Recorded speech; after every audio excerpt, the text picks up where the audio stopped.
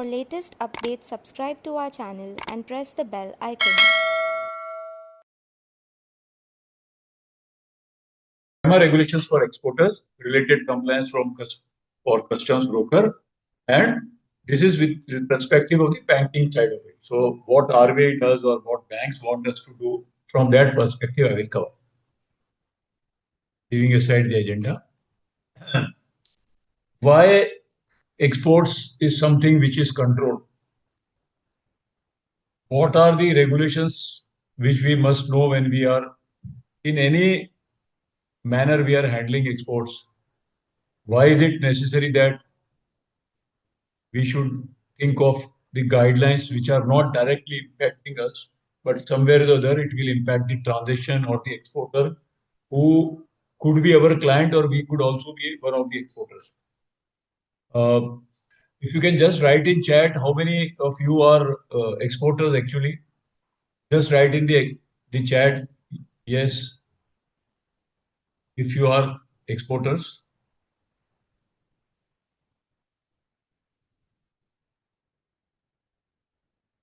I got one name there. Okay.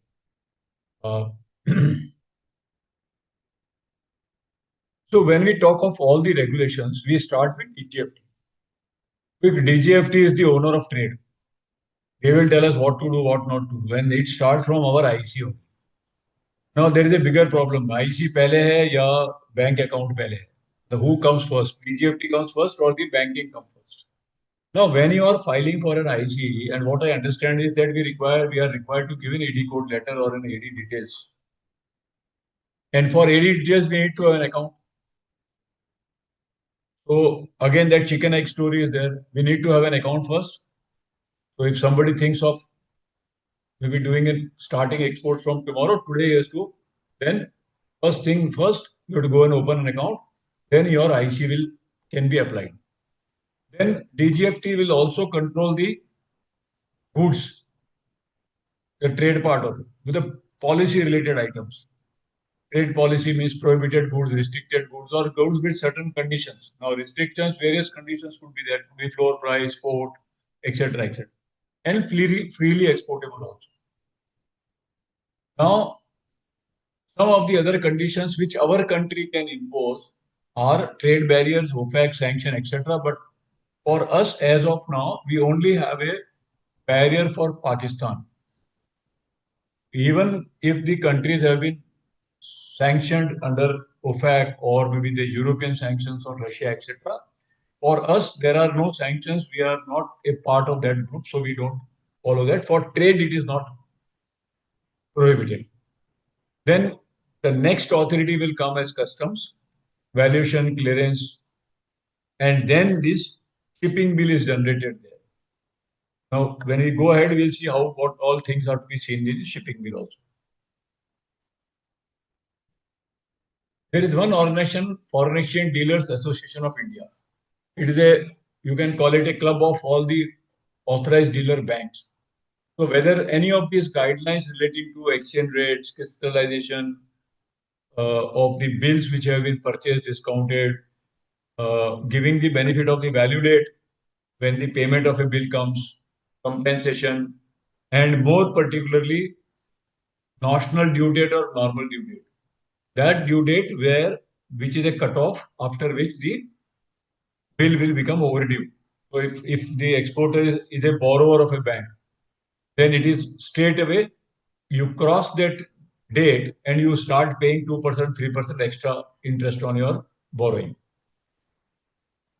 Now, interestingly, we are in a cross-border trade.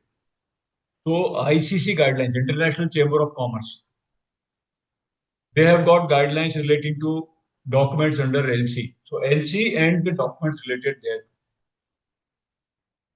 Now, whenever the documents related to LC are being prepared, either at the exporter's end or at any of the agents, any of the other service providers, like even the custom brokers or shipping companies or airline companies or insurance companies, etc.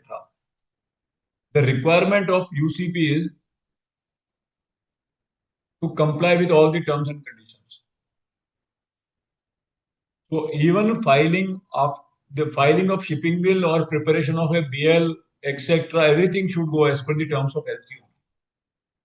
Either our bank will not accept or the issuing bank will not.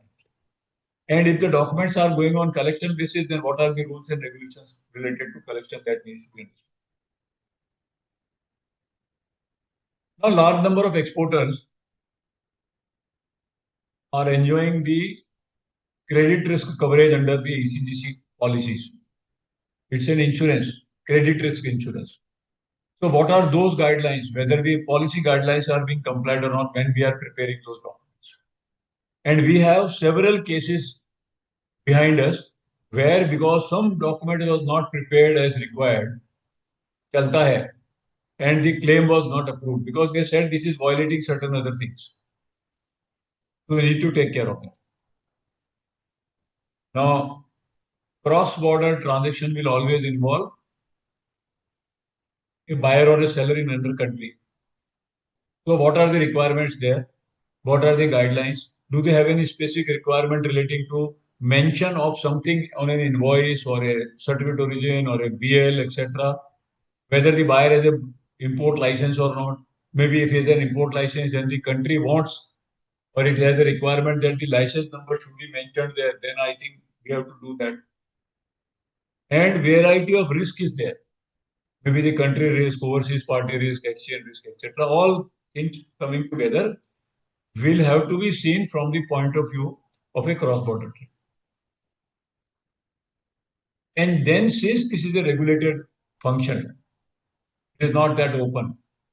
Then in that case, the banking related regulations, what are there in India need to be seen. Maybe the credit aspect, wherever we are granting credit to the buyer, nuisance period also.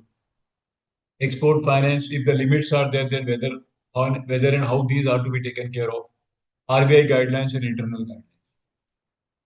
So we will cover the part on the RBI guidelines in our session today.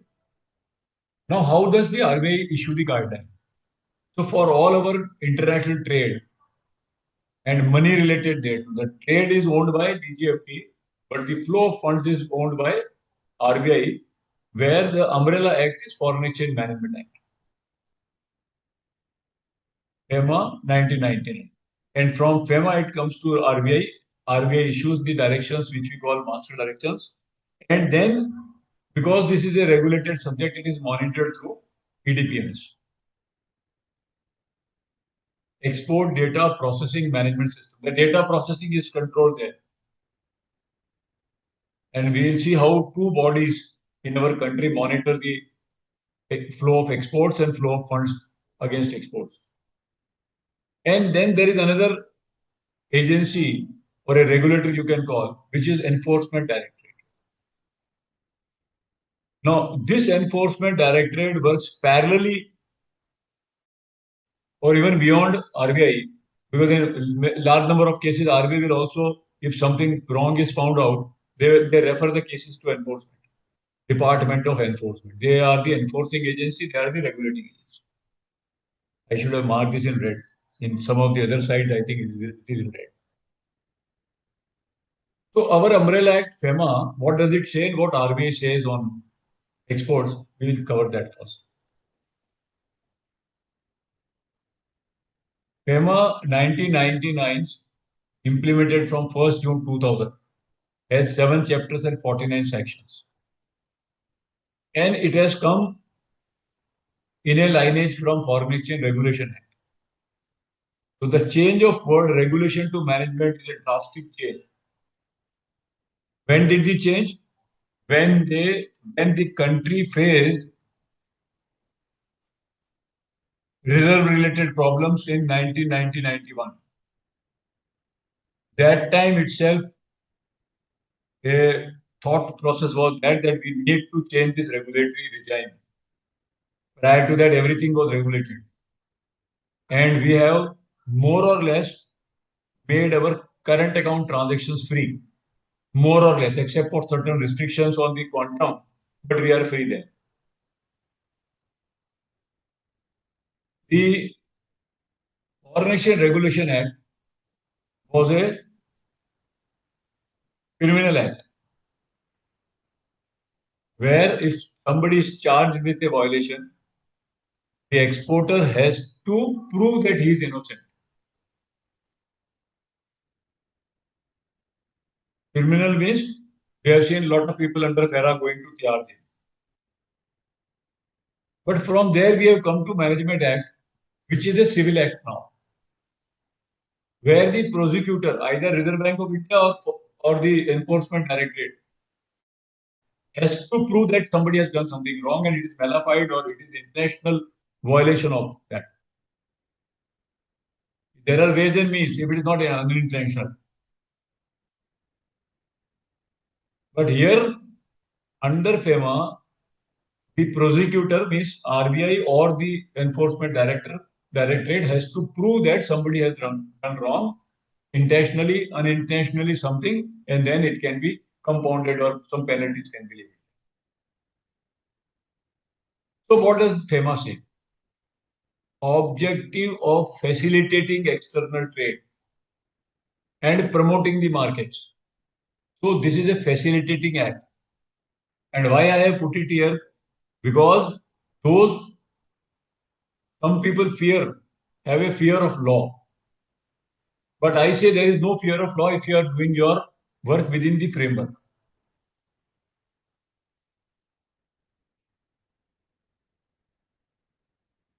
It extends to whole of India, Kashmir to Kanyakumari normally we say. But also those agencies and offices or branches outside India which are owned and controlled by a person in India. So if your exporter has an office in Dubai or in Hong Kong or in USA, even that office is under the regulatory regime of FEMA. Whatever needs to be done or covered under FEMA also needs to be done by that office or branch which is owned and controlled by a person resident in India. Now, FEMA is one act which has been brought into force by approval of the Parliament.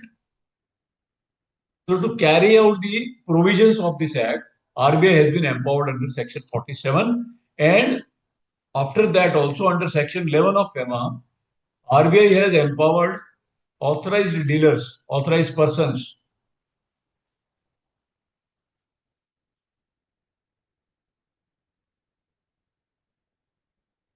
modalities to conduct. So under Section 11, RBI issues directions to authorized persons, modalities to conduct foreign exchange business with customers to implement the regulations. Now, RBI does not open our accounts or handle our money or handle our bills. So they have powers to issue directions to authorized dealers. Now, what actually authorized dealer is? Authorized dealer is an agent of RBI to facilitate external trade and payments, handle our bills, handle our payments, and also related compliances. So, in a way, AD becomes an operating arm of RBI. Lot of people, when we have discussions at various forums, ask and come say, sir, bank itne sawal क्यों पूछती है? Why does bank want this certificate, that certificate, yes, ये certificate law, वो law? Why does it want?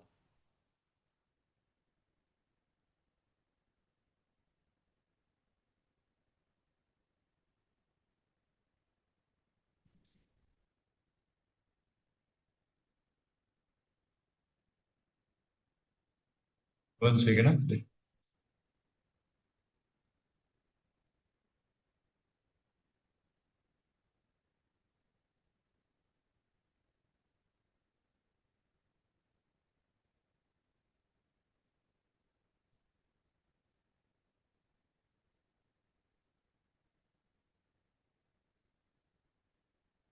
Okay. So RBI in turn has given this responsibility to authorized dealers to execute the transactions and ensure proper compliance. And this ensure proper compliance is only thing which where banks will have to ask questions, ask for the document because they are responsible to RBI against that. Now, what does FEMA say? RBI may on application made by made to it by in this behalf, authorized person to be known as authorized person to deal in foreign exchange. And for us, we have authorized dealer banks, AD banks. And not all banks are AD banks. We have got some cooperative banks which are AD banks, foreign banks are AD banks, private sector banks are AD banks, new private sector banks are AD banks. We have got public sector banks, State Bank Group, State Bank and other public sector banks, old private sector banks, new private, all those are authorized dealer. These banks are only authorized to handle trade-related transactions. Now, we also have authorized persons in the name of money changers. Money changers are not authorized to handle trade-related transactions. Now, when we say AD banks, we require this AD code letter from the banks, which is required to be registered at all ports through the customs for the customs modules and requirements for refund of our any of the duty drawbacks, etc. And also for the purpose of monitoring that which is the AD bank of the exporter which will be involved when the payment for the shipping bill will come. So AD code letter is required from the bank of the exporter.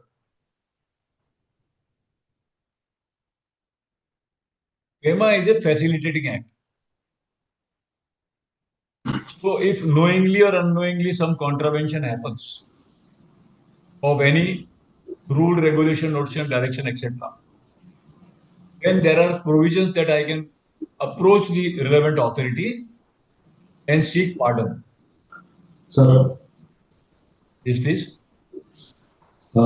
just wanted to know this AD code is specific to the exporter or it is specific to the bank? AD code is the code of the bank. Okay. So if two exporters So have, if two exporters are there, two exporters or two or more exporters and importers, there will be one AD code.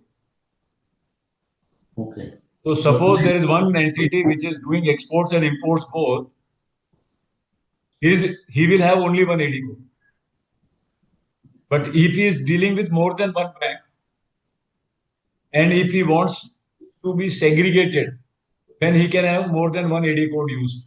Maybe large corporates who are into export import business, maybe thousands of crores. They have 10 different units. They might be using 10 different banks for different units also.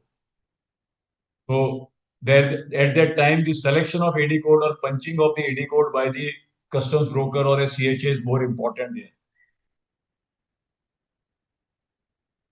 Got that, sir? Now, so I can always go to the authority and beg pardon. But even if the authority has found out that somebody has done some error is there, then there are provisions for penalties. This provision was not there under FERA. It was a regulatory act. FEMA does not have Hatkadi, does not have Fasi. FERA had Hatkadi and Fasi. Anything would be there. Jail was the first step under FERA. Now what has happened? That if there is a contravention, there could be a penalty. There is a maximum is also given there. Thrice the sum involved, 300%. So $10,000 somebody has maybe violated something quantum wise, then $30,000 could be a penalty. Or if it is not quantifiable, some lapse relating to reporting, etc., then 2 lakh rupees. Or if it is a continuing one, regularly doing the same thing despite coming to notice and etc., then till it is regularized 5,000 rupees per day.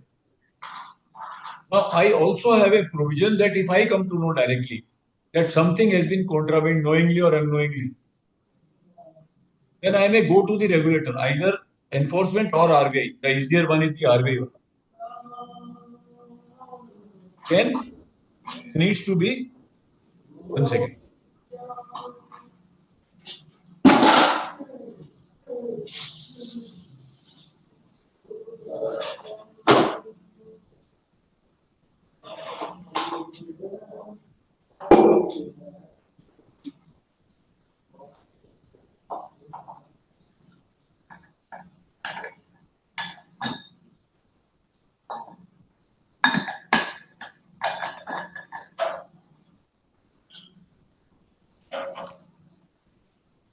Sorry. So I can also go to the regulator and file a compounding application that this has happened. So and so reasons are there. We want to regularize this transaction. If you feel whatever penalty is to be taken, you can take it. So for larger transactions, larger penalties could be there, but smaller transactions, smaller penalties also. Or RBI or the enforcement will try to find out whether this is deliberately done, circumventing the rules, guidelines, etc., and all those things. So in this case, what happens that RBI may levy higher penalty if they feel that the exporter has been very lenient on handling the transactions related to the regulations. So maybe a large corporate which has got maybe a team of chartered accountants and a team of lawyers, etc. Everybody is in-house. If they violate, then they are more impacted because they have systems and they have got the manpower to handle the things in a proper manner. Suppose an individual has an error, then I have seen penalties as low as 58 rupees on one side and lakhs and crores on another side, compounding penalties. And penalties are largely on the capital account side, not on the current account side. What does FEMA say about export? What export is? Export is taking out of India to a place outside India any goods or provision of services from India to any person outside India. Now, this means that when you are sending goods out of India or services out of providing service out of India, it should be paid through inward remittances from abroad. Why? Whatever services or goods you are providing, it is your own ownership. ऐसा आया नहीं आया, why is government worried? No, government is worried because it is the wealth of the country. And that is why government needs to monitor that the wealth of the country exported out of India has to be accounted for in a proper manner. That I also have to see that it is paid. And we'll see why it is required. Because we give certain undertakings to government when we are exporting.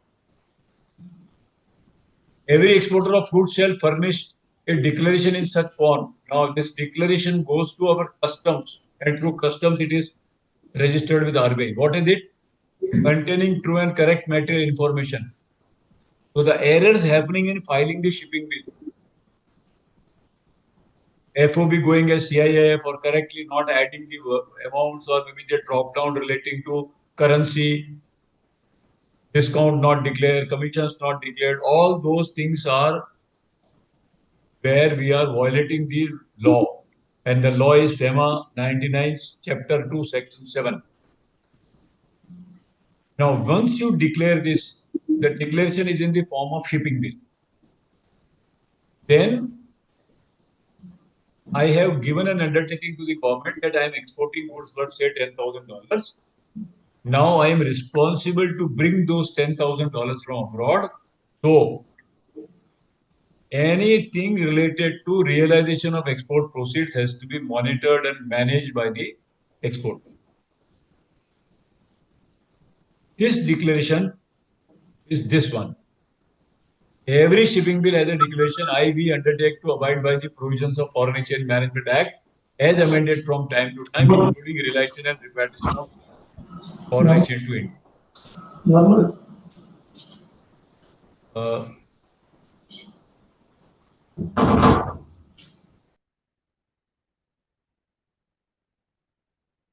Now, this is more important here. Since we have exported the wealth of the country, I need to get the buyer paid, pay is realized, and pay and then bring the money to India. I should not use that money for some other purpose. Export किया, बाहर जाके खर्च कर दिया. No, it has to be brought in to India.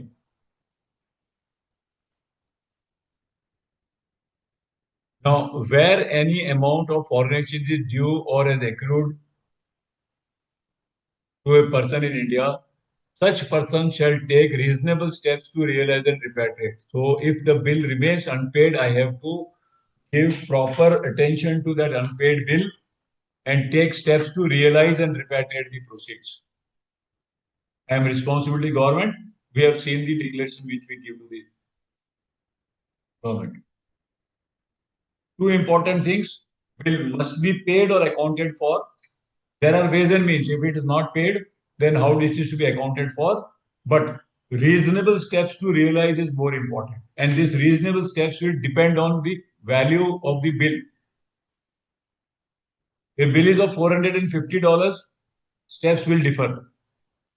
A bill is of $14,000, steps will differ. A bill is of $45,000, steps will still differ. A bill is of $4 lakh or $1,50,000, steps will still differ. I cannot use the same parameter for $450 and $1,45,000. And this is where the problem arises when we feel that the reasonable steps are lacking, and because of that, then it goes into the radar of various regulatory authorities.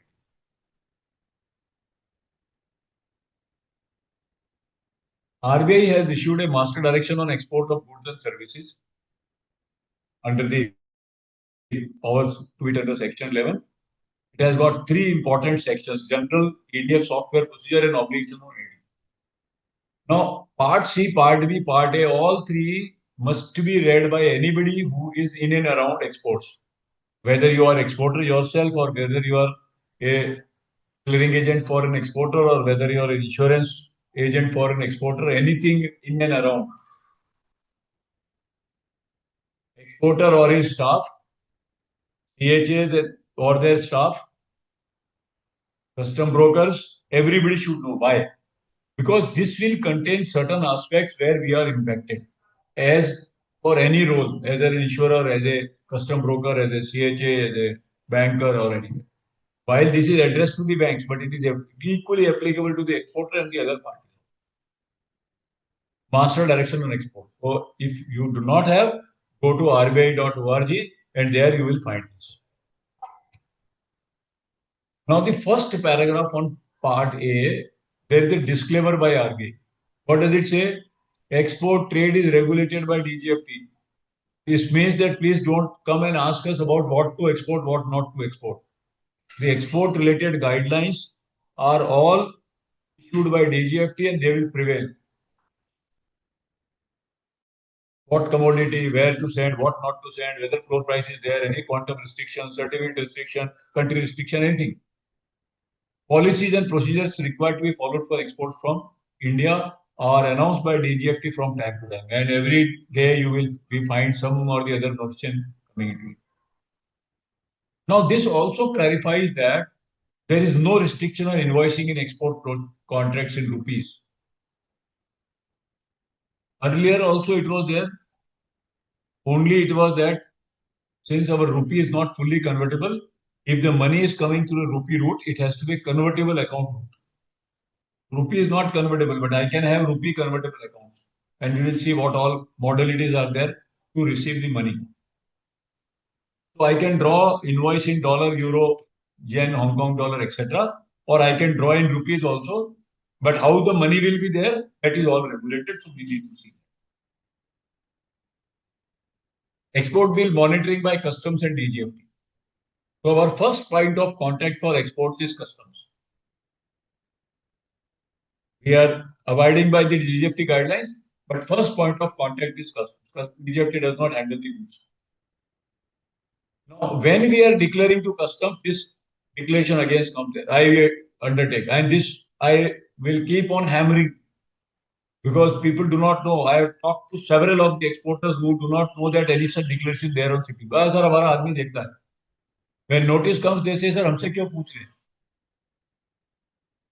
So even when these CBs or CHAs talk to their exporter clients, they must say, sir, give correct information because I am signing on your behalf. You are responsible for what I am signing. Correctness of declaration. And we have variety of cases where even the CB has said, sir, I was given this document, and then later on it has been changed by the exporter and given to the bank. So the error in the, or the so-called error in the shipping bill is not actually an error, but two different documents given, one given to CHA to file a shipping bill, another given to bank saying that there is an error by CHA. So the details, description and value details must be exact what you are there doing as a contract. Now, when we file a shipping bill, we have got seaports, airports, land boundaries, ICDs, courier terminals, and now this SEZ, FWZ is also coming through IceGate. All these are our EDI ports, even exports to Nepal, Bhutan, going by sea to Sri Lanka, Colombo, or by air to Dubai, or going from maybe Tughlaqabad depot to Nhava Sheva and from Nhava Sheva to onwards to Luxembourg. All those things, ICDs, we have got what 80 plus active at Jodhpur, Moradabad, Kanpur, Jaipur, Tughlaqabad is there, Bangalore is there, variety of places, Pune, Nashik, all those places, Vadodara, Ahmedabad. And also, when we are shipping through courier, the courier bill of export, CSB, how the goods are going is immaterial, but the courier is an agency which will handle it. So if you are handling some of the transactions through courier, you have to be more careful in filing there. And now if a DTA is doing an export to SEZ, or maybe goods parked from FTWs are being brought in or being parked in FTWs, all is to be covered through the IceGate or ECCS. We have got foreign post offices 28 where customs post is there. Now they have hub and spoke model, so more than 1,000 of Dak Niryat Kendras are supporting this 28. More than 1,000 hub and spoke model. Parcel is being taken at Surat or Vadodara or even Mehsana and coming to Ahmedabad FPO, or parcel being taken to in Bikaner, Udaipur, Kota, Jodhpur and coming to Jaipur FPO. 28 FPOs are there. But this is not an EDI port as of now, not connected to IceGate or ECCs. When we file a shipping bill, there are identifiers: IC, AD code, shipping bill number, amount, buyer consignee details. The air and sea and SEZ will go to IceGate, and another tool of customs is ECCS, Express Cargo Clearing System, where the courier, which is linked to the courier terminals. So air and sea are EDI ports. When you file it through IceGate, it goes to EDPMS, RBI software. Courier, when we file a commercial shipping bill, it is also an EDI port, it goes to EDPMS. Now, when we are filing shipping bill with courier, courier is a custom broker or a CHA. They will file, but they will charge something extra for filing a shipping bill. The way our maybe air or sea or filing air or sea, our customs broker will charge. There is also a provision of free samples in courier, where courier will take a free sample basis your declaration, exporter's declaration. And where the form number is CSB4, CSB4 is for free samples, no commercial value. CSB5 is for all commercial value. It could be a sample of commercial value. Sample of no commercial value, CSB4, sample of commercial value, CSB5. And there is an error in filing there. What error is there? Lot of our e-commerce exporters have now started for last 1 year or so sending goods under CSB4 just to avoid tracking in the EDPMS.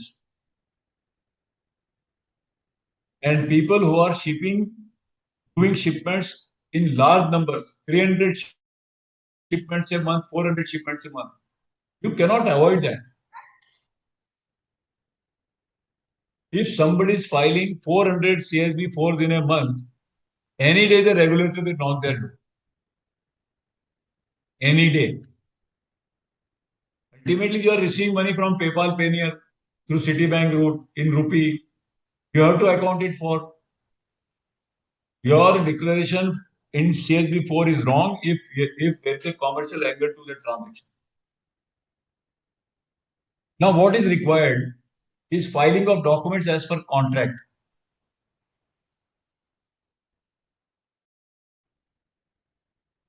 Within the FEMA and customs regulations.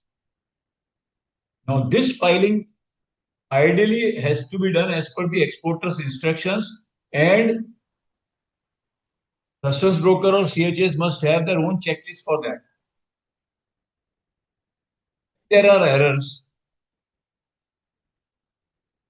The owners, the exporters have given in writing to banks at times that because of the error on the part of our CHA, the form has been wrongly filed as CSB4 or CSB5, but this is a commercial or a non-commercial.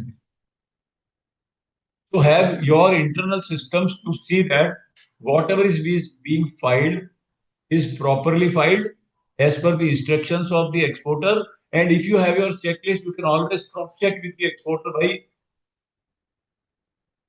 how this is possible that all your shipments are going as free. Are you not receiving the money? You can become a checkpoint to awaken your exporter client.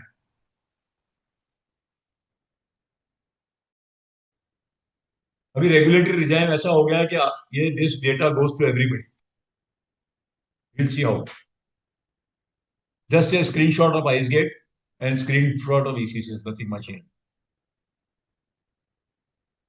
Now, monitoring at the level of DGFT and customs is for the purpose of drawback, road tape, rostel, IGST, whatever things are there. And road tape, I understand they have extended today itself. Shipping bill file goes to IceGate. CSB 4 goes out, but 5 will go through ECCS to RBI. And postal bill of export, where the 28 post offices and 1001 plus spoke models are there, their customs checks it. It is a part of their internal system. They have got a TCS software there. Everything is recorded, but it is not yet linked to IceGate or ECCS. Hence, it is not going to RBI data. And now DGFT, the shipping bill customs also uploads the shipping bill in DGFT portal. So we require that data for the purpose of issuance of or self-generation of BRC. Monitoring of shipments and payments by bank. What will happen? If I do a shipment, a shipping bill is generated by customs. At the end of the day, DG systems and Delhi pulls all the data of IceGate and ECCS. And that data is uploaded into RBI software, which is the EDPMS. Once this data is uploaded by them, no change, amendment, correction, deletion can be made by customs. Unfortunately, whatever data is received from IceGate or ECCS and which is not maybe synchronized and does not go into EDPMS and it is thrown out, there is no system to check as of now and make amendments on their own or corrections on their own. There could be some space left, hyphen, numbers not matching, columns not matching, ऊपर नीचे हो गया, somebody breathes in, सांस लिया तो data match नहीं करे. That data is not watched by customs back when it is not uploaded. Suppose I am uploading 10,000 entries today. And when I see the EDPMS data, I find that 9,800 have been uploaded. So I should take care of those 200, but unfortunately that is not being done. We are required as an exporter or exporters agents, we are required to approach IceGate or we are required to approach the customs authorities to find out what has happened. And we get a standard mailer which says we have uploaded the data. Then you are in between your bank, RBI and customs. It is a long drawn process. It gets done, but difficult to see. If this data was managed by RBI, that 200 which is thrown out on their own, and maybe on day 2 they correct it and then do it, then our problems are solved. Now, when we saw this monitoring items in shipping bill, one of the items is AD code. So it goes into the larger pool of RBI data, and based on that AD code, it goes into the respective boxes of that AD. So maybe during the entire day yesterday, suppose 10,000 shipments have been made in India from various ports and airports. And out of that 10,000, suppose 1,000 shipments have been made by customers of State Bank of India. Name of banks only for the purpose of example. It could be ABC Bank, anybody. So this 1,000 shipping bills for their maybe 500 customers or 300 customers who have used the AD code of SBI will flow into the box of SBI tomorrow morning. So suppose the shipment has been done yesterday, today morning they would have flown. SBI today comes to know that 1,000 shipping bills are there which we have to nurture. This is our baby now, till it is closed.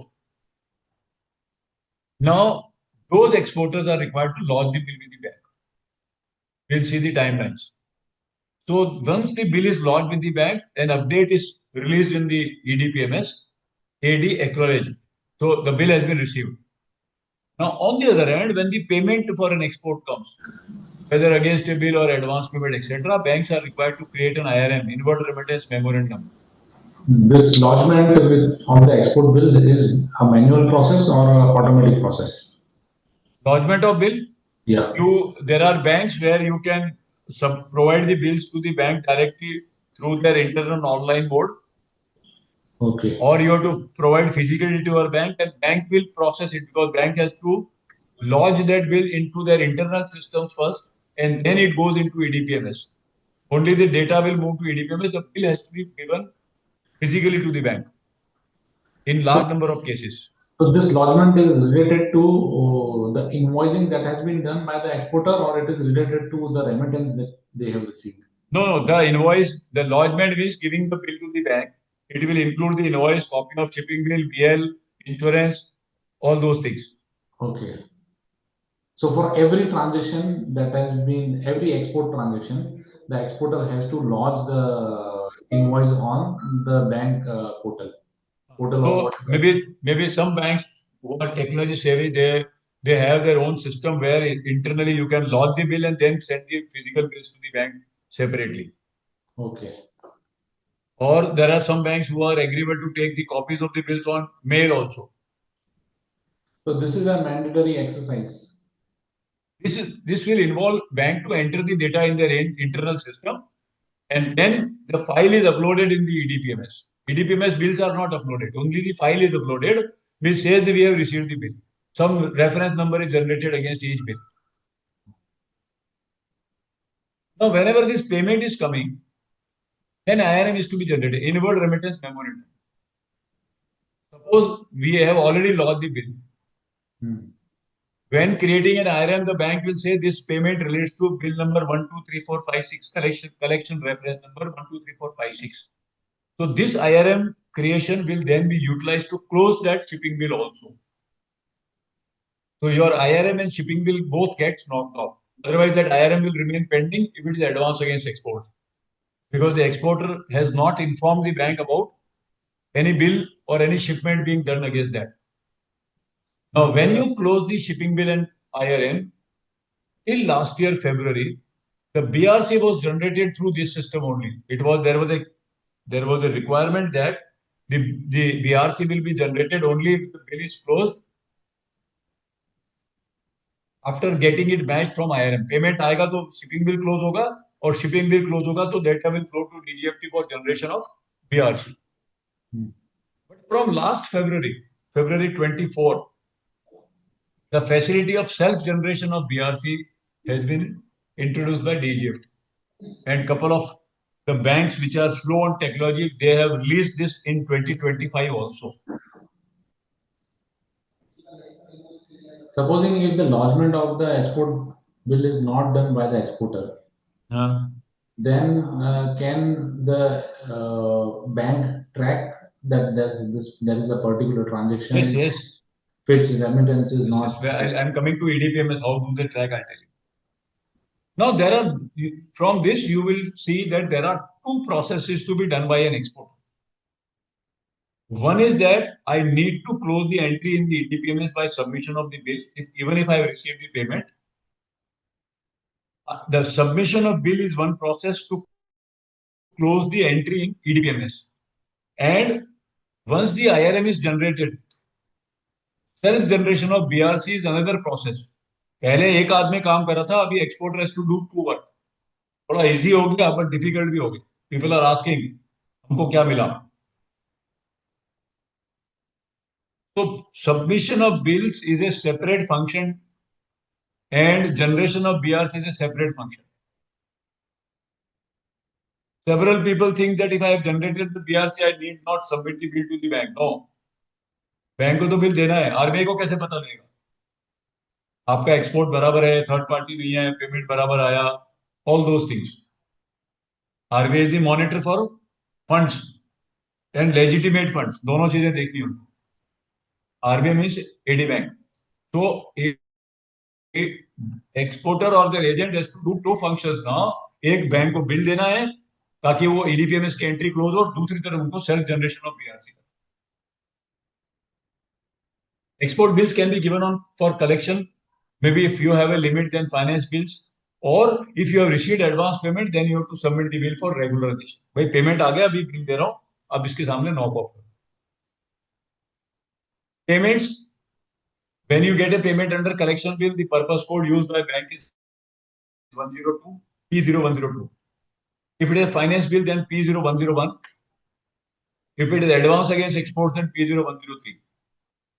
अभी 101 या 102. अच्छा, I also take one. This payment can be either in foreign currency or in rupee. Rupee means not a domestic rupee, a rupee which is generated from foreign exchange or foreign currency. Convertible rupee. Rupee is otherwise not convertible, but rupee generated in a convertible account. And we have the list of what all types of accounts are there where you can get rupee payments. Now 101 and 102 will get close the shipping bill directly in EDPMS because इसके सामने bill number होगा. But 103 pending रहने वाला है क्योंकि इसके सामने bill number नहीं.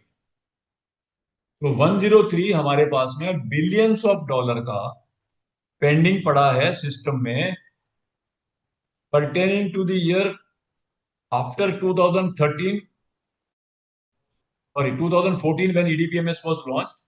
Prior to 2013, 2010, 8, 9, 7, 6, 5, 4, 2, 3, कुछ भी, and also 1998, 99. Billions of dollars are lying because exporters have not come forward and told the bank ये इसका export कहाँ है. Different बैंक में हो सकता है, नहीं हुआ हो सकता है, write off करना हो सकता है, कुछ भी हो सकता है. But एंट्रियां पड़ी है, and that are being tracked now. When you receive money in rupee, when you receive money in foreign currency, IRM is created automatically because you tell the bank that this is against a bill or against before conversion. But when you get a money in rupee, there is a big question: who will create an IRM? Money directly comes into your rupee account, current account में आ जाता है. Bank does not know this is export payment. So the bank where you maintain an account will create an IRM for you, and then that IRM is to be utilized for closure of shipping bill and also generation of BRs. So if you receive money in INR and the bank does not know it and bank has not created IRM, till that time you will not be able to generate BRC also. अभी हमारे रुपए में बहुत सारा payment आता है, नेपाल का, Russia का, इवन बांग्लादेश का, ईरान का. Some 31 countries we have that SRV arrangement now. Rupee payment बहुत जगह से आता है. But if the IRM is not created, the exporter will not be able to generate a BRC. Lot of exporters these days are asking freight payment in USD for the freight payments. They want the local service provider to raise USD invoice for freight. That is allowed. That is allowed. That is allowed. Sir, why they are asking? Anybody, any idea on that? Maybe to save on exchange rate or because what happens that when a shipping line gives the freight maybe in rupee, no, the conversion is at the card rate of their banker, which is maybe 80 paisa or 1 rupee difference could be there yeah, sometimes from it the is interbank. And when the foreign currency is sent, even if it is being purchased from the bank, the exporter might have an arrangement with the bank to pay 10 paisa, 20 paisa, etc. Or they might be having dollar balances in EFC. वहां से भेजते हैं तो conversion भी नहीं लगता उनको. So to save on that, and that is permitted to send the freight amount or draw an invoice in dollar and receive the money in dollar. okay. But there are different opinions. Somebody says that it is not legal as per RBI. You cannot bill to an Indian entity in USD. No, it is permitted, sir. For export import, it is permitted. Okay. And If there is any document or if there is any communication where it says that it is not permitted or so, we can engage separately. No issue on that. Then always no. And there is also, sorry, I'm again discussing on this. There is also an opinion that supposing the freight payment to shipping line is of $100, our bill can not be more than $100 in USD to the customer. Then we'll have to bill whatever the service charges are. So it can always be just what if the freight payable to the shipping line is $100. Okay. You can always have a $100 bill saying this is the freight actual to be paid, and on that I have my charges which is 20 rupees or 200 rupees, that you can issue a separate rupee invoice to them. But the freight forwarder, if they want to bill as directly, if it is $100, then it will be a problem for the exporter, sir, because his freight invoice for the freight put maybe arranged, the freight receipt will not be of $120 or so. His freight receipt will be $100 only. So if it is, as long as the freight receipt is $120, you can ask for $120. Freight is the shipping line is different. Maybe there is a freight forwarder in between. So freight forwarder is a domestic entity. He cannot charge in dollars. Okay. He has to charge in rupees only. Okay. So he cannot bill in dollars. No, he cannot bill in dollars. Only the shipping line or their agents for the freight component only, where they can give a receipt or put it on BL, what is the amount of the freight. Because when you do CIF, the amount has to match somewhere. In the shipping bill also, on the invoices also, or maybe the documents which we submit to the bank also. Okay. So this is how I view EDPMS. RBI server is there और one side customs is there which will push the shipping bill data. उसके बाद में there is no backing. अभी पीछे कुछ नहीं है. Nothing available here. They cannot do anything on that. Then this data moves to AD banks based on their AD code. The bills are lodged. The payments are lodged. If they match, then this will get closed. Otherwise, this will remain pending. And this system has come into effect from 1st March 14. Now, it means that from before 1st March 14, shipping bills were not a part of EDPMS. They have not been uploaded. But payment prior to that have all been uploaded in the system. So we have payment pending prior to 14 also. 13, 12, 10, 8, even 98, 97 also. So 4 or 5 days I was in a session with a bank. They said, sir, है 2000 से पहले की entry हमारे पास. Large bank. Billions of dollars client. Now, what EDPMS is used to monitor? One is the shipping bills, which is the shipments cleared by customs through all EDI ports, IceGate and ECCS both. From 1st March 14 onwards, couple of ports which were not under EDI as on that 1st March 14 have come up and they were converted to EDI sometime in 15 and 16 also. And our ECCS has been implemented from 27th of January 2022. But IRM all IRM pending prior to that also, because this data was managed by banks and banks were required to submit some quarterly report to RBI because this data was available in the system somewhere. Everything has been uploaded by banks and every day now this is being done. जैसे customs upload करके shipping bill, वैसे IRM upload करता है bank. Now I may have situations where I have used an AD code of bank A, but my payment comes in bank B and I have submitted the bill to bank A. Shipping bill एक bank को दिख रहा है, payment दूसरे bank को दिख रहा है. The second bank is not aware what the shipping bill details are. They are not able to verify the details from EDPMS.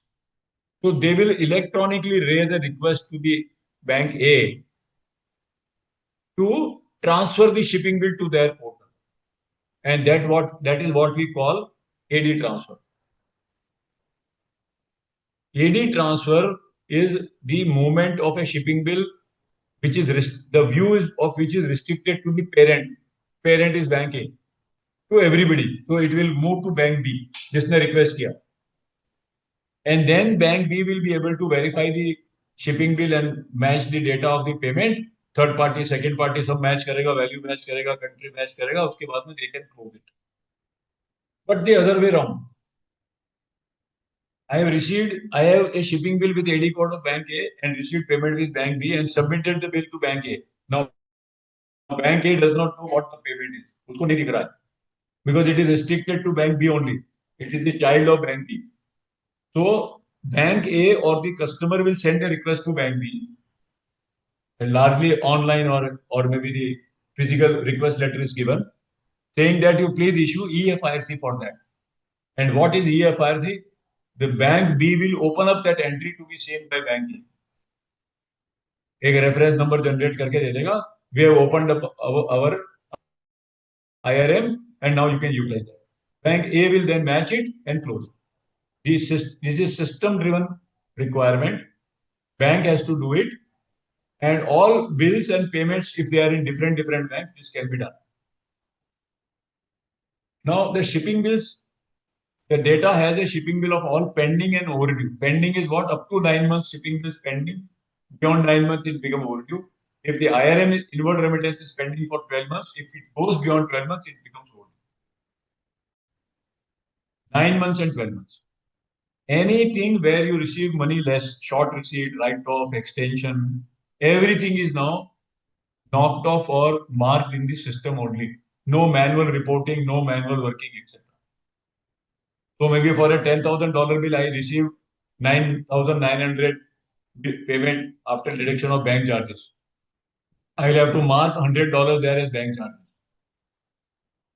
I may receive $9,000, 10% discount given.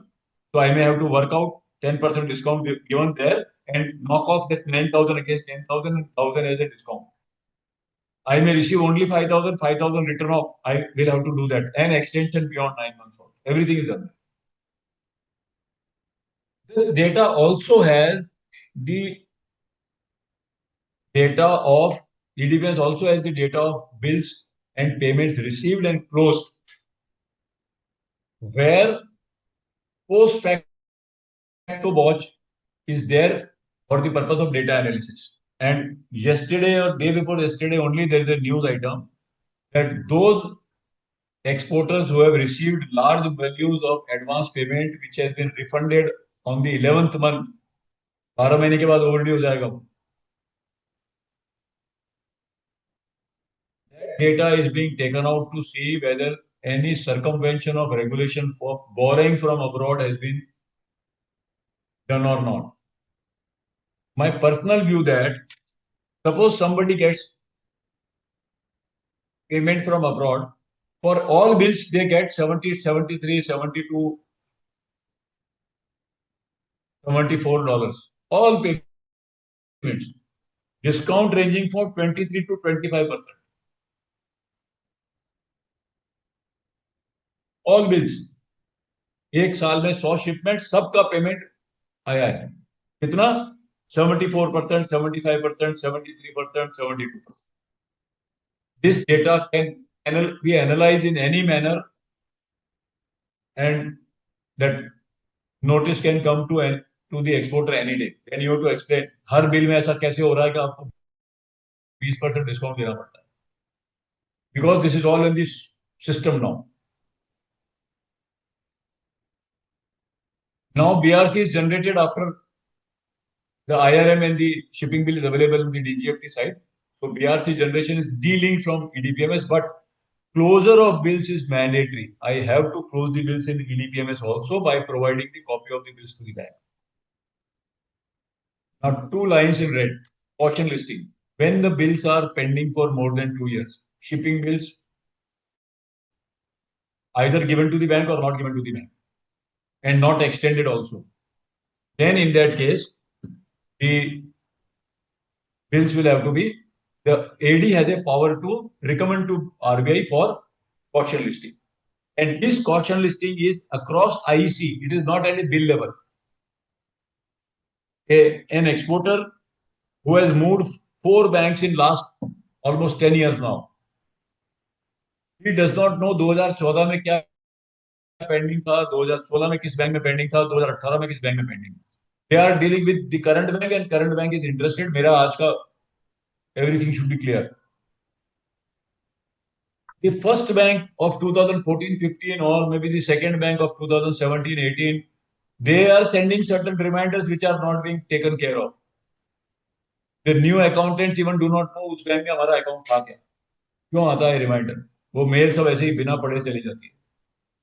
And we have exporters who say sir कोई letter आता तो है but we don't open it. अभी उनके साथ कोई काम नहीं है, RBI का चिट्ठी भी नहीं खोलते हैं कई बार.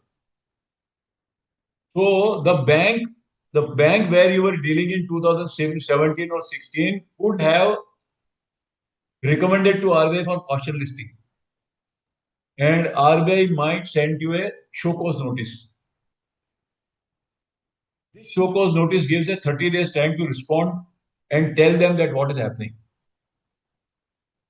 And you will be surprised to know show cause notice कैसे आता है, क्या उसका handle करते हैं. Show cause notice informing the bank, the exporter that your 2,800 shipping bills are pending and the bank has asked to caution list you. You are not responding to their reminders, etc. 2,800 shipping bills pending.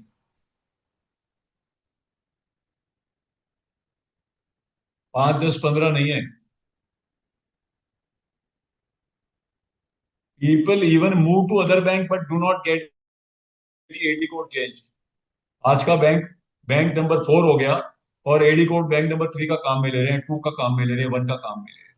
उसके घर में सब shipping bill इकट्ठे हो रहे हैं, इसके घर में सब पेमेंट इकट्ठे हो रहे हैं. And the caution listing show cause notice, if it is not responded in a proper manner and it is not satisfactory to RBI, RBI will issue an order under FEMA for caution listing, which means that henceforth export can be made only if 100% advance is received.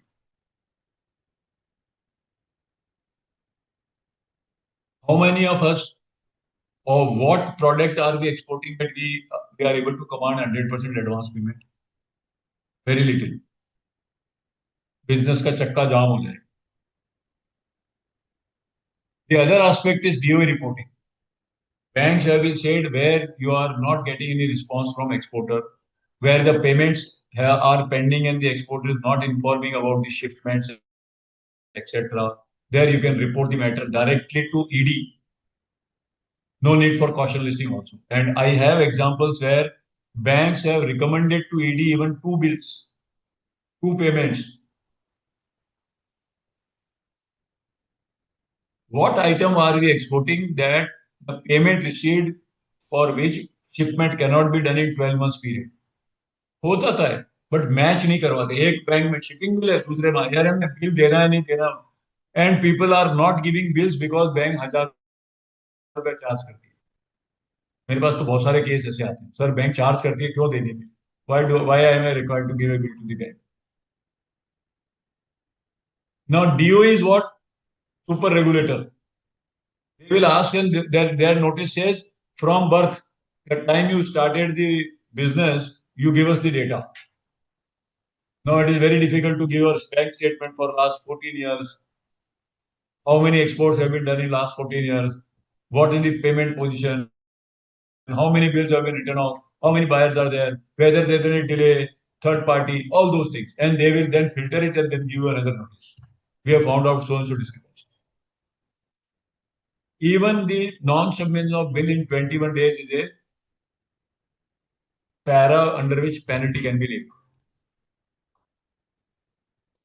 This is just a screenshot of BRC and DGFT platform. Nothing more than that. But you should have shipping bill and IRN or generating a BRC. Let us see what RBI guidelines are available here. There are got timelines: 21 days, 12 months, 9 months, 15 months, 6 months, and 24 months. 24 months we have already seen caution listing. Rest or guidelines we will see when we go through the guidelines. Timelines we will see. The first one is that exporter is required to submit the original bill to the bank in 21 days. Whether the bill is to go to the buyer's bank or buyer directly. Providing copies of the documents to exporter within reasonable time. This is where the role of the agent is there. When there is a delay, the exporter says, "Sir, मेरा agent से मेरे पास नहीं आया." An exporter in Jodhpur, if his shipment is going from Nhava Sheva and the shipment is done and shipping bill generated, say on 24th, how many days it should take to take out a copy and send it to the exporter, even the BL copy, etc.? 2 days. But the exporter has got an excuse. Sir, मेरे agent से document नहीं आते हैं time से, इसलिए problem. Why you are not submitting the original documents to the bank? Because he says, sir, 5 दिन तो मेरे एजेंट से आते हैं, तो मैं कोरियर वहां से करवा देता हूँ. It is not there. Documents are to be submitted in 21 days, except for a couple of instances which we will see. Dispatch of goods is the prerogative of the exporter. Whether you want to dispatch the goods directly to the buyer or have a control on it and send the documents through the banking system. Dispatch of documents original by the exporter directly to the buyer only in 4 cases is permitted. SEZ, status holder, LC condition or 100% advance. Rest all means our status holder DTA units are required to give the original documents to the bank for sending it to the buyer or buyer's bank. Now, if this is violated, then AD may regularize, subject to certain conditions. Where original documents are not routed through banking channel, direct dispatch cases where bank has a prerogative to regularize it, and the word may is also there. So certain guidelines are also there. Then third party. RBI says third party exports are permitted provided you declare in the shipping bill. And very recently somebody has said, sir, I have a third party, I know of a third party in the contract, but my CHA has filed it wrongly. They have not mentioned the name of consignee and buyer separately. एक ही आदमी का नाम डालते हैं, ऐसा नहीं होता है. There are checklists. I also know with the CHS and the CBs there are checklists, and the shipping bill copy is sent back to the exporter to check it. कुछ रह नहीं गया, or everything is done correctly, but it is ignorance or deliberately some things are not mentioned there, and then some set of different documents are given to the bank. Now, the party from whom I am to receive the money is the buyer, and the goods can go to somebody else, which is a consignee. So buyer and consignee may be different. Money should come from the buyer ideally, but banks may also accept the money payment from a consignee provided I am able to give a supporting document to that. Bill to ship to, buyer and consignee are different. Invoice and shipping bill to be filed accordingly. Invoice must have the details of the buyer and consignee separately. Same needs to be copied out in the shipping bill, and maybe in the beer also. The consignee could be different and the buyer could be a notified buyer. Change of buyer. Now the goods have reached the other port. The buyer backs out. I need to find an alternate buyer. And when I find an alternate buyer, I have to revise the process. So I can, as an exporter, I can send the revised documents to banking channel, but release of goods to B instead of A has to be arranged through a custom broker or a CHA. Involvement of a shipping company is there. The originals are with the bank, where the consignee is A. I need to instruct the shipping company that the consignee may be treated as B now. And some revised set of documents are sent to the bank, invoice and bill of exchange, and B can then retire the goods. Remittance of agency commission. Ideally, it should be declared on the shipping. If an exporter has an arrangement for agency commission, he should declare it on the shipping. If it is after shipment, some commission is required to be given, then supporting documents are important. Bank may even ask that why this is done. What is the problem is? If the exporter does not declare the commission on the shipping bill, he is hiding something from the regulators. Pre-arranged commission, buying agent is there, who gets you the order. More applicable in textiles also, agri-produce also. Why not declare it? You are hiding something from the regulator, tomorrow it will come to fore. Your BRC is not correctly generated in that case. And your BRC, once it is wrongly generated, you are liable to be penalized sooner or later. This will get linked somewhere here or there. RBI is also given a facility to duty units for not sending payment for import or not receiving payment for exports, provided I am doing export and import with the same party in the overseas center. An Indian party, ABC Mumbai, does export and import both with XYZ in Dubai. $1 lakh का माल आया, 1,25,000 का बना के भेज दिया. I am not required to send $1 lakh. Instead, only get $25,000 and do the set off. That will save the exchange risk or exchange margins to me. But the condition is that it should be done in the same calendar year shipments are permitted. Shipments means the date of shipment as evidence from the documents, not the date of receipt into India. Shipment done, export shipment done in December 24. Import shipment, export shipment done in January 24.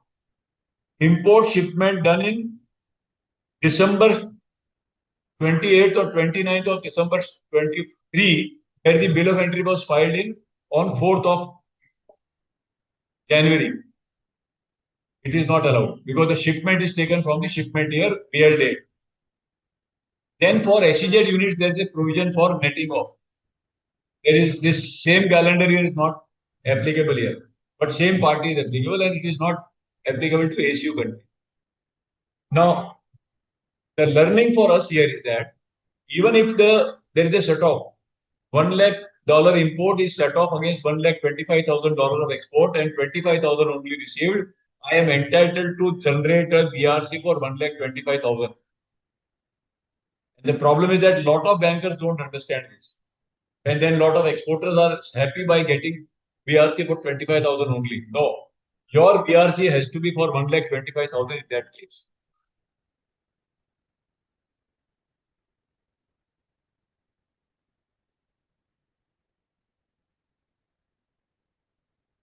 How to generate BRC for export set off? You have to ask your bank to create an IRM for $1,25,000. 1 lakh separately and 25,000 separately. They can create an IRM for $1 lakh against your import payment or not made, which has not been sent abroad, and then according to that, that can be done. What if full or partial payment is not received? Firstly, we have got the 9 months payment to realize the bill in general. And if the goods are exported to your own warehouse in 15 months, which can be done with an AD approval. Star export house 2 and above are allowed in general, but AD approval is still required, record for AD. Now, if the goods have, if the payment has not been received in 9 months or 15 months, we must have documents relating to evidencing the follow-up and the reason for extension. Why payment is not being made? If I have to take 10 rupees from you, I should know why you are not paying, what is the problem, when you are going to pay everything. And that has to be documented. No telephonic talk or maybe WhatsApp chat is not accepted. It has to be paper ultimately. Then beyond 9 months, it is to be extended for 6 months at a time. Every 6 months, you have to go and extend it with the bank. 9 to 15, 15 to 21, 21 to 27. And there is a ceiling also, $1 million. Somebody exported $2.4 million worth of rice in 22. First time exporter. No, nothing realized. Only some 43,000 got realized. And they wanted to extend it. AD Bank said you will have to go to RBI. When they approached us, we told them, sir, RBI will not approve. Because even for this extension, you don't have documentary evidence to follow. $2.4 million किसी से लेना है तो कुछ तो follow up करेगा. FIR करेगा, suit file करेगा, कुछ तो करेगा. $2.5 million लेना है. बोले सर पेमेंट तो आएगा तब आ जाएगा. अरे not accepted. So documentary evidence. And suppose you have filed a legal suit, then this 1 million is not applicable. Documents evidencing follow-up and reason for extension. Every extension bank will ask you questions. They need to be responded with supporting papers only. Now, many times you don't get 100% payment. Short payments because of charges, quality disputes, packing issues, delays, damages, etc. Some 5%, 7%, 10%, 8%. Up to 25% of invoice value if you receive less. This is permissible in general with less documentation, less hassles. Only two-way communication and beyond that also is allowed based on your past track record. But 2-3 conditions are there. If there is a floor price, say we had floor price for onion 63 rupees earlier. If I have sold at 70 rupees, I cannot allow discount more than 10%. Cannot go below 63. If I go below 63, there is a violation of DGFT guideline. That is not permissible. Same for basmati rice, we had some 1200 and 900 later on. I'm not sure if any floor price stipulation is there right now in any of the commodities. Then, if I receive the drawback or incentive from the government, proportionate incentive requires to be given back. Now, if any discount or commission is known prior to shipment, that must be declared on shipping. I can give it. I can receive less money, no problem. I can have an arrangement where I say 5% commission to be paid directly to the agent in Dubai. The buyer will pay 95 rupees to dollars to me and $5 directly to the agent. That is permissible. And there is a declaration which will come. $5 paid directly. The invoice itself will say bill of exchange will be of $95 only in that case. Documents. And if I do not receive payment and I have to write off. In cases like payment deduction due to quality issues or all, so that cannot be documented in shipping. Your voice is not clear. Wherein we have, if we have cases like there is an issue in the quality or quality is not as per the expectation of the of the buyer. Yes. So in that case, shipping will, no one will predict that shipping will. No. Shipping will be, this is post export. I have exported for $10,000. Now, because of quality issue, I am required to give $1,000 of discount. I will have a correspondence exchange with the buyer. Buyer will come back and say, sir, quality is not good. I want 20%. Then you agree at 10%. Based on that supporting document, you can give to the bank, sir, 9,000 received, 1,000 discount. If you want any declaration or anything else, you take it. Then bank will tell you, you have to surrender the incentive or drawback if you have received for 10% of the value. You surrender it, give a copy of that. Sometimes It is visible in the statement of account also, and on that basis, bank will give you an IRM for $9,000. You can generate a BRC for $9,000. Okay. Okay. Now, in case of write-off, write-off is based on my previous year's earning, whatever foreign exchange I have earned in the previous calendar year. So in that case, for non-status holder, it is 5% of the earning, 10% in case of status holders, and additionally 10% can be allowed by the bank. So this is DTA unit 24. If they have a relation of $1 million in this year, they can write off one or more bills up to $50,000 and $1 lakh in case of SEZ or status holder. Additionally, 1 lakh can also be allowed by the bank. Now, this is subject to certain conditions. Bill should be unpaid for more than 1 year. It should not be under the regulatory watch, etc.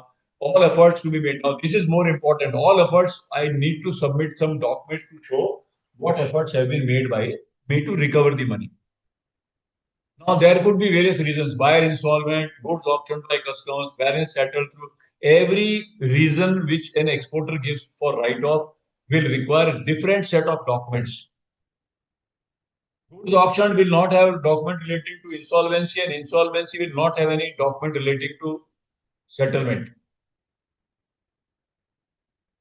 There could be other reasons why are not traceable. I need to have an FIR, police reports. I can take help of embassy, undrawn balances, high cost of legal. I may have to submit a document from a lawyer in India saying that for $4,500 it is not worth to go in for a legal suit. But can anybody say that for 1,45,000 also I will not go in for a legal suit? That is a bigger question now. Suspicious transactions. And bigger thing is that buyer is not responding, not willing to pay. Sir मेरा phone नहीं उठाता है, मेरा mail का जवाब नहीं देता है. So I want to write off a bill for $45,000. Right? For $45,000, if somebody does not want to take any hard action or harsh action, then that goes into suspicious term. Even if it is written off by the bank, somebody else is watching it. And we never know, the bank's data itself may take it to or refer it to RBI or ED.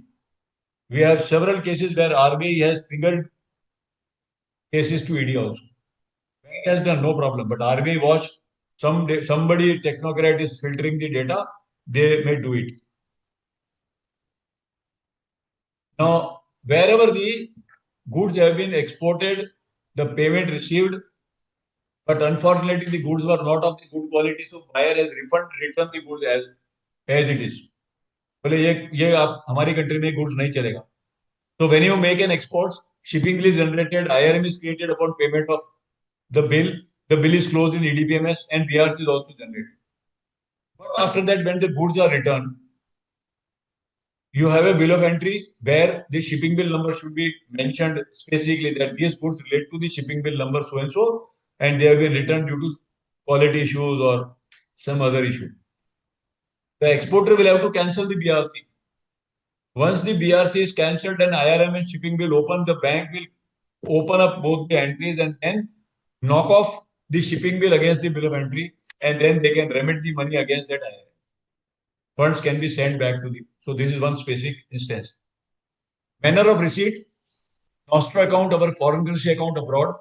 Vostro account is the convertible rupee account of a foreign bank in India. When goods are sold to non-residents, NREs, NRGs, etc., they may pay it through their NRE accounts, rupee NRE account, not from NRO account. Then for large multinationals, there are SNR, special non-resident rupee accounts opened here to avoid the conversion to and fro. They have both import and export related transactions with India. Then debit cards, credit cards, payments are there. It has to be an international debit card, credit card. Foreign currency notes and traveler checks must be surrendered to bank only, not to money changer. Foreign currency notes and traveler check related to exports and imports should be handled only by the bank, not the money changer.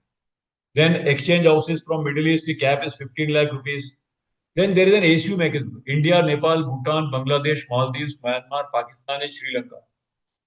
So Nepal, Bhutan, we have taken out for rupee transactions only. No foreign exchange transactions are there, except for where it is specifically approved by Nepal Rashtra Bank or Bhutan Rashtra Bank, Bhutan Central Bank. Iran is out of the system because of the OFAC conditions. We have an arrangement with for rupee settlement through UCO Bank. So if Iran exports are there, we have to explore that arrangement. If I export to Iran, government does not stop it. Your shipping bill will be generated and you can use AD code of any bank. And it will flow from customs to that AD bank, but AD bank will not handle your bill or payment from Iran because of the US OFAC sanctions. Now, Pakistan is currently off the trade map. Bangladesh, Maldives, Myanmar, Sri Lanka, ACU dollar is normal dollar, which is routed through a dollar account or a what you call a routing account named ACU dollar. For Bangladesh, Maldives, Myanmar, and Sri Lanka, now we have also opened a rupee settlement account in SRBA. We will see later on. Then online payment gateway, PayPal Payoneer up to 25 lakhs is permissible. There could be line of credit given by Exim Bank or maybe other cases like Sri Lanka line by Gift City SBI. There we have to claim money from those particular agencies. And lastly, new baby on the block. New baby is now almost 2 years, but now it has started picking up special rupee Vostro account. I may have rupee settlements where I need to get a IRM created from Nepal, Bhutan, UCO Bank, Iran payments, SNRR payments, NRE payments, OPGSP, PayPal, Payoneer payments, and SRB. Creation of IRM is required. Now in 22, RBI introduced this SRB window for rupee invoicing and rupee payments through certain countries and certain banks. And the DGFT also issued a notification in September 22 saying that rupee invoicing will now be eligible for incentives, drawbacks, etc. Our Nepal, Bhutan exports are not eligible for drawback or incentives. Currently, 31 countries as per my last update where we have got rupee accounts opened: Armenia, Australia, Bangladesh, Belarus, Botswana, Egypt, Fiji, Germany, Guyana, Indonesia, Israel, Kazakhstan, Kyrgyzstan, Kenya, Maldives, Malaysia, Mongolia, Mauritius, Myanmar, New Zealand, Oman, Qatar, Russia, Seychelles, Singapore, Sri Lanka, South Korea, Tanzania, Uganda, UK, and UAE. IRM needs to be created for all SRV. So even if you are getting money, if somebody is exporting to Russia, he has to get money from some bank which is not sanctioned.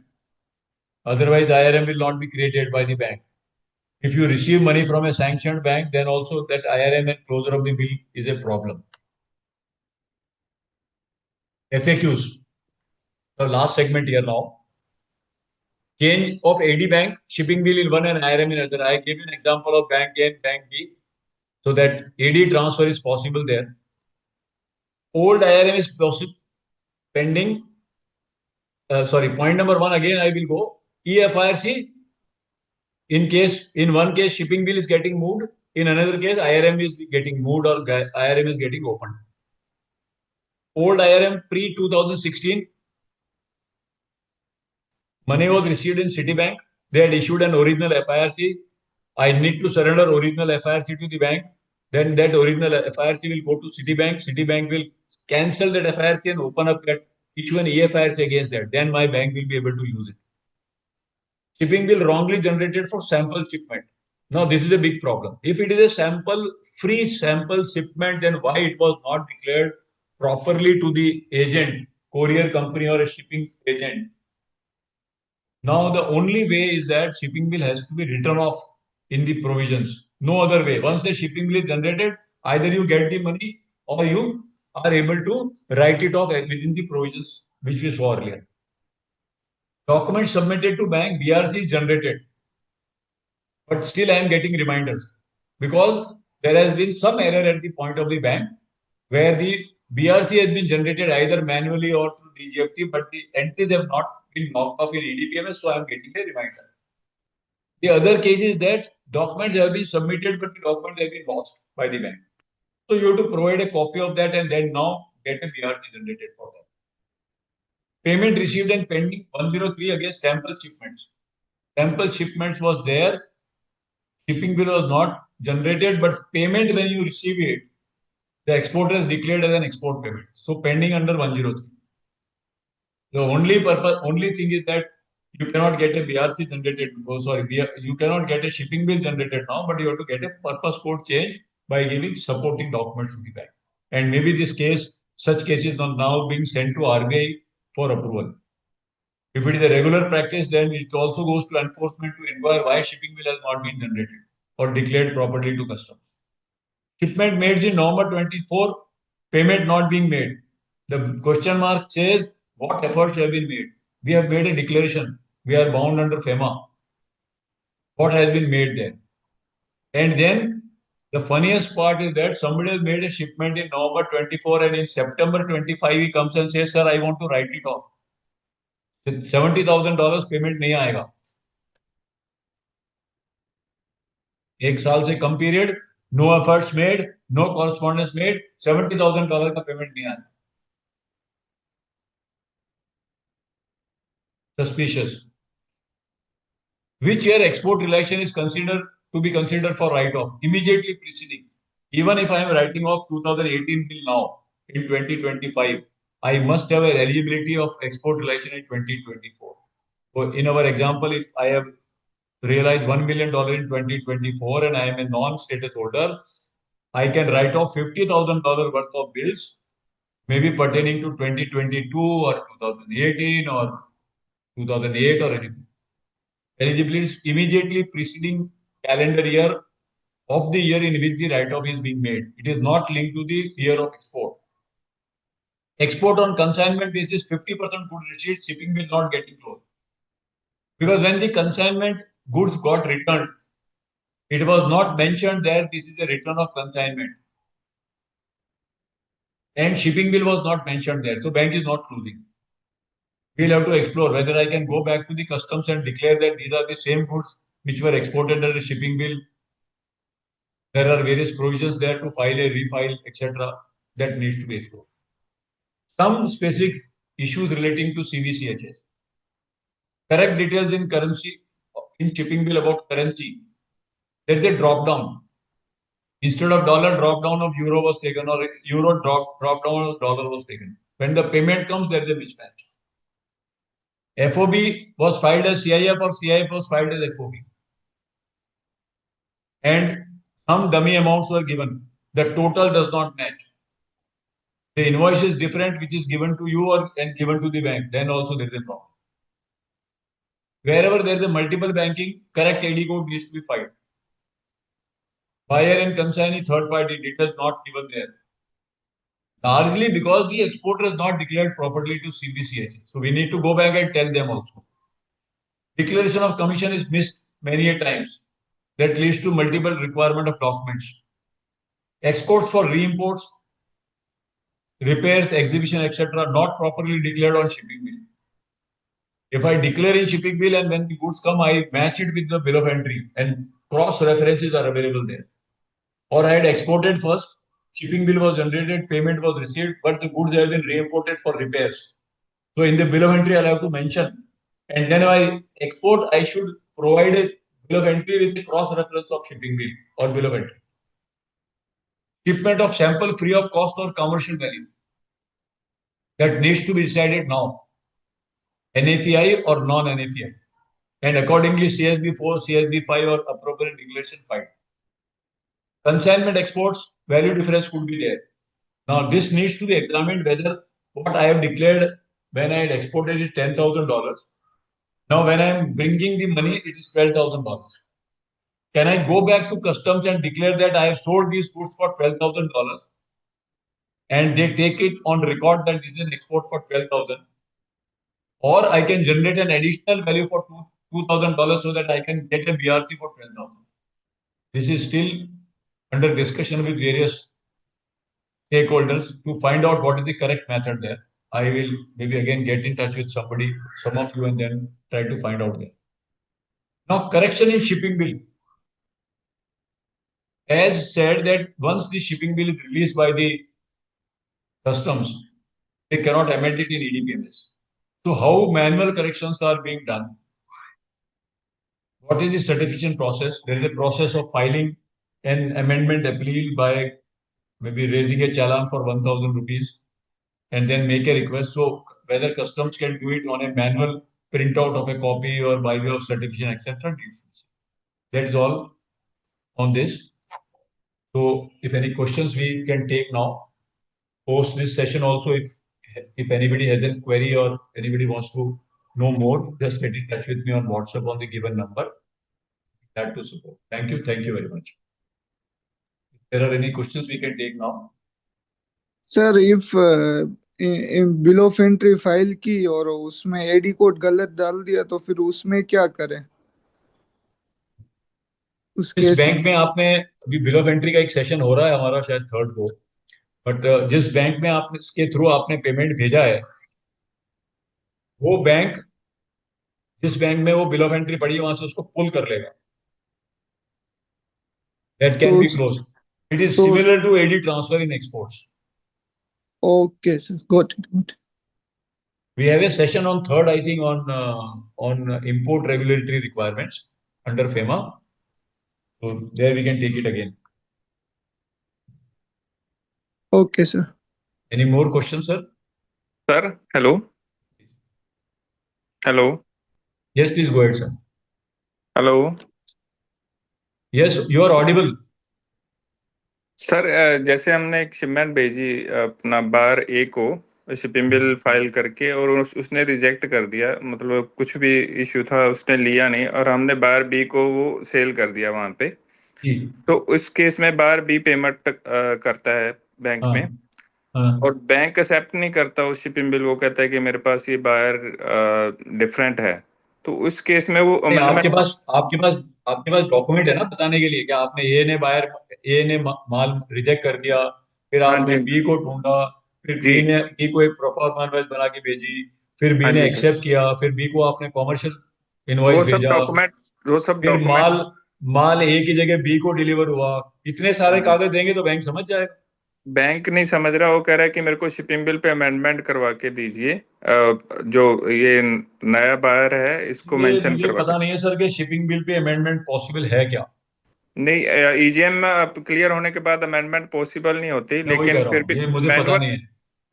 Manual shipping bill के लिए apply किया हुआ है मैंने custom में, लेकिन ये क्या जरूरी है फेमा एक्ट के हिसाब से? सर मेरे हिसाब से प्रैक्टिकली ऐसा रिक्वायर्ड नहीं होना चाहिए. अगर मैं डॉक्यूमेंट प्रॉपरली बैंक को दे देता हूं कि ये चेंज ऑफ बायर हुआ है और ये सारी इसकी रिलेटेड कॉरेस्पॉन्डेंस है और अब मैं ए की जगह बी को मार रही हूँ, क्योंकि कस्टम को कुछ फर्क नहीं पड़ता ए को बेचो या बी को बेचो.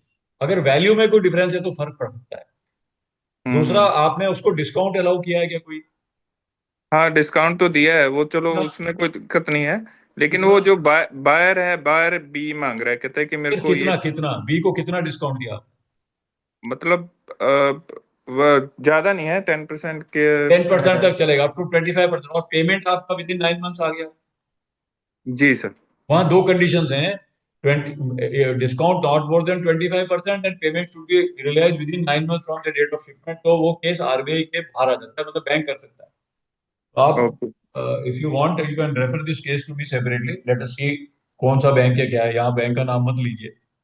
ठीक है सर. ठीक है, थैंक यू सर. और सर आपने अपना नाम ही नहीं डाल रखा है, आईफोन से कैसे पता लगेगा?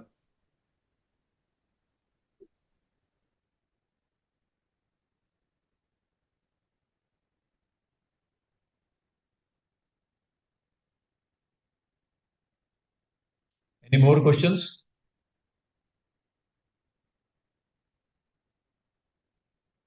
Sir, you mentioned NFEI. NFEI, yes. Sir, is it different from GR waiver?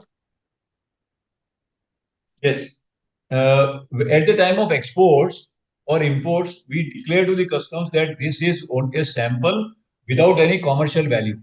There is no foreign exchange involved. You are giving a shipping bill, or you are because in imports it is more prevalent, where in export GR waiver is available, but in import Yes, there is no bill of entry waiver. So there you have to declare to the custom that this sample does not involve foreign exchange and hence they will only levy the duty because there is nothing like zero duty anywhere except for the bilateral trade, etc. So they will that goes for duty application, but it gives an indication that remittance is not required to be sent again. So GR waiver is export, but largely for NFEI, we use it in import side. Okay, sir. So this NFEI form has to be taken from the banker, isn't it? No. GR waiver is to be taken from the banker. NFEI is to be declared to custom directly. By the importer. Yes. Okay. Okay, sir.